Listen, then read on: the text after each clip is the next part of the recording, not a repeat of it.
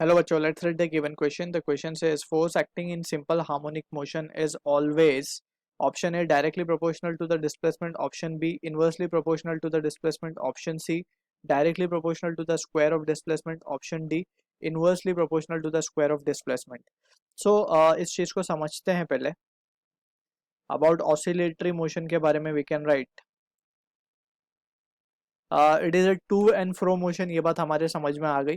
So basically oscillation में होता क्या है कि let suppose we have a particle, ठीक है, और इसको हम राइट वर्ड अगर पुश करें, ठीक है, सो ऑसिलेशन में क्या होगा, it will tends to come back, ठीक है, वो अपनी जगह पे वापस आना चाहेगा. सो इसका एक बेटर एग्जांपल अगर हम विजुअलाइज कर सके तो that is the spring block system को अगर हम कंसिडर कर लें.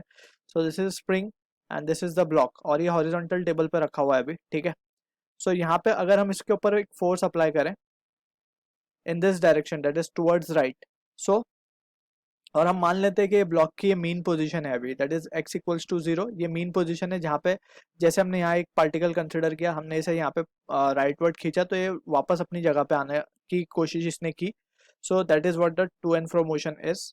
अब यहाँ पे इसका बेटर विजुअलाइज हम इस एग्जांपल से कर सकते हैं कि स्प्रिंग को हमने राइट वर्ड खींचा तो वो अपनी जगह पे वापस आना चाहेगा, ठीक है. सो लेट सपोज वो खींच के यहाँ तक आ गया, ठीक.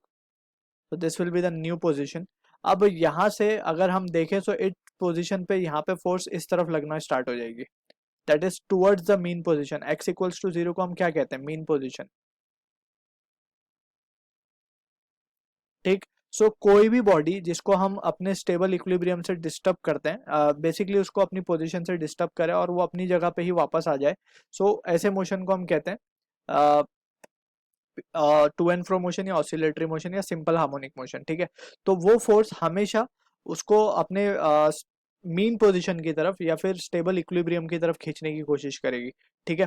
सो that's what the concept of oscillatory motion is. अब और यहाँ पे we can say this force, ये जो है इसका जो इक्वेशन है, we can write this has to be f equals to k x raise to n and with a negative sign over here, and जहाँ पे n 1 3 एनी ऑड नंबर ये हो सकता है, ठीक है.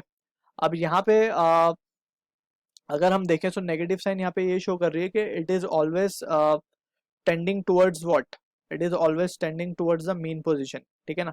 और x यहाँ पे डिस्प्लेसमेंट है, लेट्स से हमने ये डिस्प्लेस कितना कर दिया, इसको हमने डिस्प्लेस कर दिया x, ठीक. सो यहाँ पे जो माइनस साइन है it will always remain negative. हम 3 डाल दें, 5 डाल दें, 1 डाल दें, सो ये हमेशा नेगेटिव रहेगी.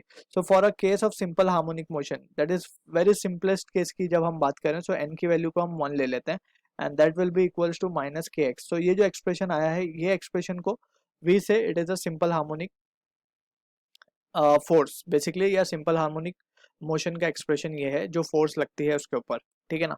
सो यहाँ पे अगर हम देखें डायरेक्टली, के तो एक फोर्स कांस्टेंट है बेसिकली. सो यहाँ पे हम कह सकते हैं F is directly proportional to what, minus x, यानी कि फोर्स हमेशा डिस्प्लेसमेंट के प्रोपोर्शनल होगी, ठीक. And it will be in the opposite direction, that we need to remember, ठीक. सो यहाँ से अगर हम ऑप्शन देखें, so directly proportional to displacement is the answer to the question. I hope you understood the solution. All the best.